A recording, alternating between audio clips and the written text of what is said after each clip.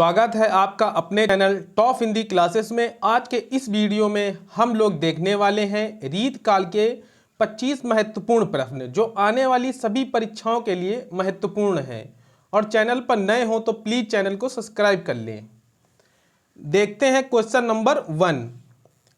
इनमें एक वीर रस के कवि थे, तो इसका राइट आंसर हो जाएगा option number B Bhushan. Bhushan वीर रस के कवि हैं। और ऑप्शन नंबर ए, सी और डी ये सभी श्रृंगार रस के कवि हैं। और भूषण जी की अन्य रचनाएं शिवराज भूषण, शिवा बावनी, छत्रसाल। और option number A Dev ji की रचनाएं भाव विलास, अष्टयाम, राग रत्नाकर, देवचरित, सुजान विनोद और प्रेम तरंग। और बिहारी जी की सबसे प्रसिद्ध रचना मात्र एक ही रचना है, बिहारी सतसई। और घनानंद जी की रचनाएं सुजान सार, इश्क लता, विरह लीला, वियोग बेली, कोकसार। तो इस तरह right answer option number B हो जाएगा। Question number 2। निम्नलिखित में कौन सा कवि रीत काल का नहीं है? तो इसका राइट आंसर हो जाएगा ऑप्शन नंबर सी। जयशंकर प्रसाद रीतकालीन कवि नहीं है, बल्कि ये छायावाद के प्रमुख कवि हैं। और ये शेष सभी बिहारी, घनानंद और केशव दास ये सभी रीत काल के कवि हैं। तो इसका right answer option number C हो जाएगा। Question number 3। शिवा बावनी के रचयिता हैं, तो इसका राइट आंसर हो जाएगा option number B Bhushan. Shiva Bavani के रचयिता भूषण हैं। और भूषण वीर रस के कवि हैं। इन्हें कवि भूषण भी कहा जाता है। और इनकी अन्य रचनाएं शिवराज भूषण, छत्रसाल, दशक।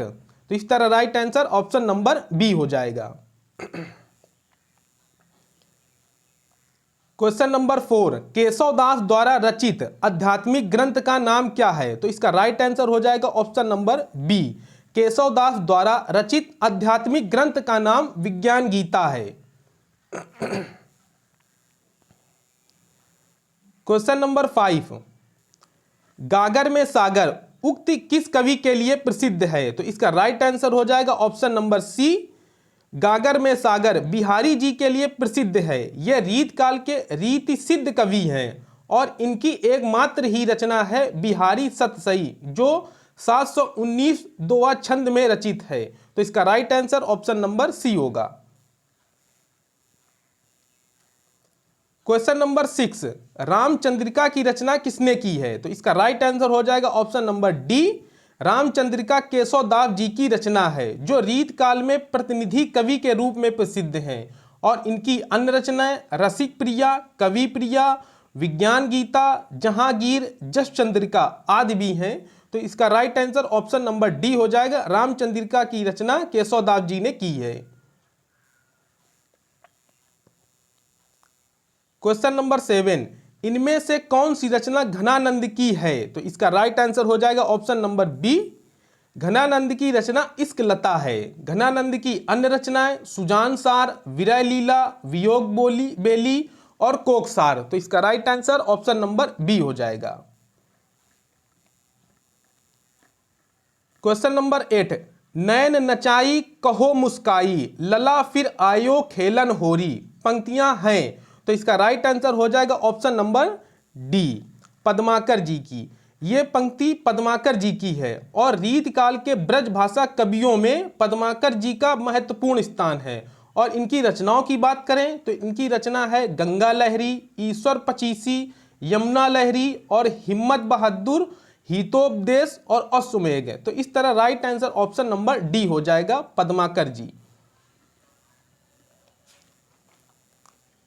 Question number 9। निम्नलिखित में से कौन सा कवि रीति मुक्त काव्य धारा का नहीं है? तो इसका राइट आंसर हो जाएगा ऑप्शन नंबर डी। भिखारी दास रीतिबद्ध काव्य धारा के कवि हैं। और इनकी रचनाएं रस सारांश, काव्य निर्णय, श्रृंगार निर्णय, शतरंज शतिका आदि हैं। तो इस तरह right answer option number D हो जाएगा।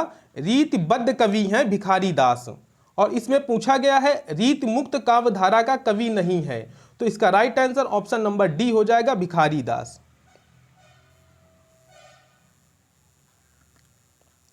Question number 10। चिर जो जीवो जोरी जुरै क्यों न सने गंभीर, को घटी ये वृष भानुजा वे हलधर के वीर। वृष भानुजा और हलधर में कौन सा अलंकार है? तो इसका राइट आंसर हो जाएगा ऑप्शन नंबर सी, यहां श्लेष अलंकार है और यह दोहा बिहारी जी का है।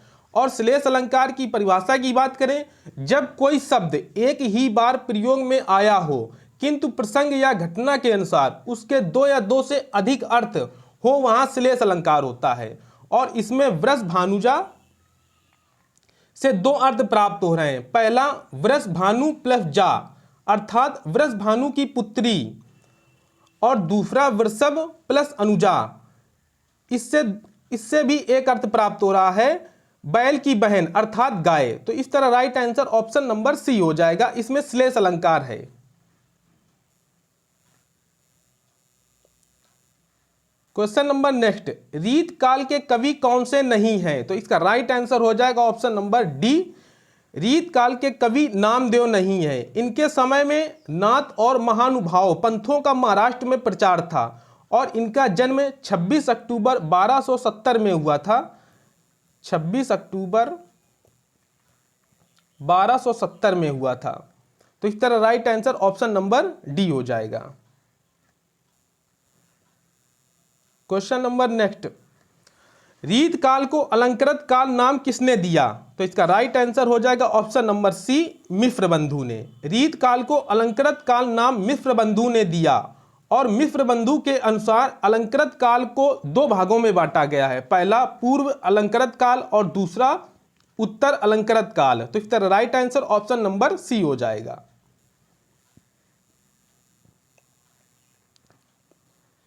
क्वेश्चन नंबर 13, अंग दर्पण किस कवि की रचना है? तो इसका राइट आंसर हो जाएगा ऑप्शन नंबर बी, अंग दर्पण रसलीन की रचना है और इनका पूरा नाम सैयद गुलाम नबी था। और अंग दर्पण में 180 दोहे हैं और इनकी दूसरी रचना रस प्रबोध जिसमें 1127 दोहे हैं।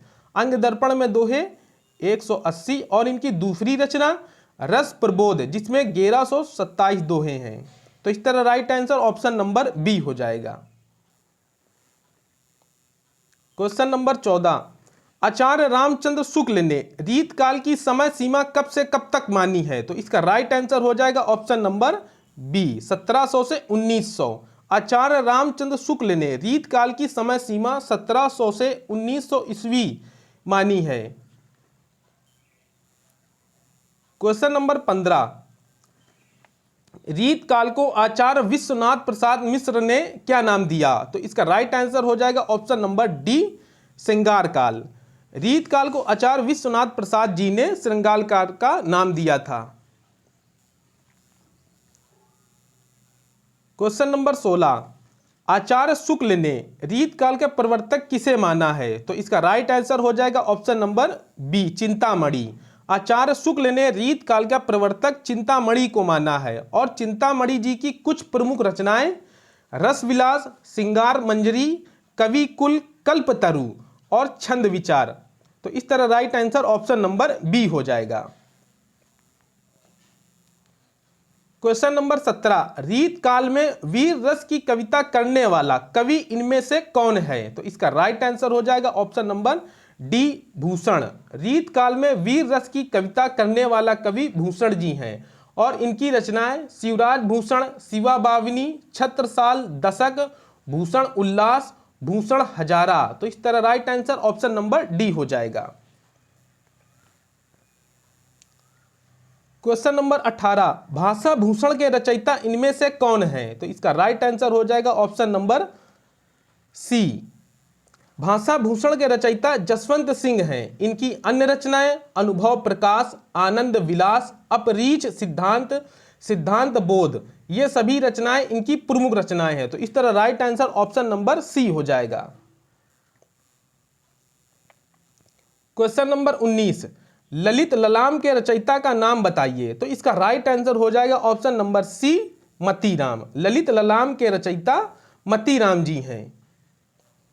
क्वेश्चन नंबर 20, इनमें से कौन सा कथन असत्य है? Option number A, Bihari Satsai में 713 दोहे हैं। ऑप्शन नंबर बी, भूषण रीतबद्ध कवि हैं। और ऑप्शन नंबर सी, घनानंद की प्रेमिका का नाम सुजान था। और ऑप्शन नंबर डी, केशव रीत काल के प्रवर्तक हैं।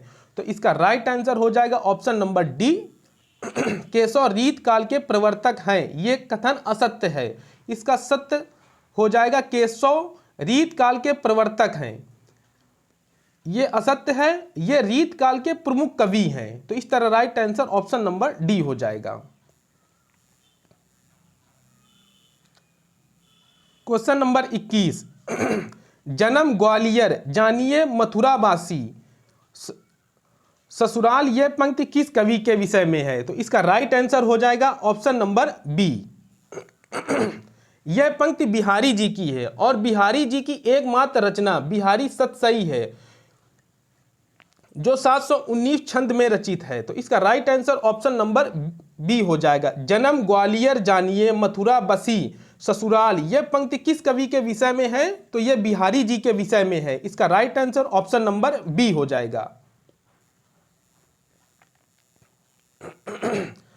क्वेश्चन नंबर 22, जयपुर नरेश प्रताप शाही के दरबार में रहने का श्रेय किस कवि को मिला था? तो इसका राइट आंसर हो जाएगा ऑप्शन नंबर बी, जयपुर नरेश प्रताप शाही के दरबार में रहने का श्रेय पद्माकर जी को मिला था। क्वेश्चन नंबर 23, रीत मुक्त स्वच्छंदतावादी कवि इनमें से कौन है? तो इसका राइट आंसर हो जाएगा ऑप्शन नंबर ए, घनानंद। रीत मुक्त स्वच्छंदतावादी कवि घनानंद हैं। और घनानंद जी की रचनाएं सुजानसार, इश्कलता, विरह लीला, वियोग बेली, कोकसार, ये इनकी प्रमुख रचनाएं हैं। क्वेश्चन नंबर 24, बिहारी सतसई किस भाषा का काव्य ग्रंथ है? ऑप्शन नंबर ए, ब्रज भाषा। ऑप्शन नंबर बी, खड़ी बोली। और ऑप्शन नंबर सी, अवधी। और ऑप्शन नंबर डी, भोजपुरी। तो इसका राइट आंसर हो जाएगा option number A, Bihari Satsai Braj भाषा का काव्य ग्रंथ है, बिहारी सतसई। क्वेश्चन नंबर 25, और यह वीडियो का लास्ट प्रश्न है, बिहारी के प्रसिद्ध हैं। तो इसका राइट आंसर हो जाएगा ऑप्शन नंबर डी, बिहारी के दोहे प्रसिद्ध हैं। और वीडियो अच्छा लगा हो तो प्लीज चैनल को सब्सक्राइब और लाइक कर ले। मिलते हैं नेक्स्ट वीडियो में। Thanks for watching.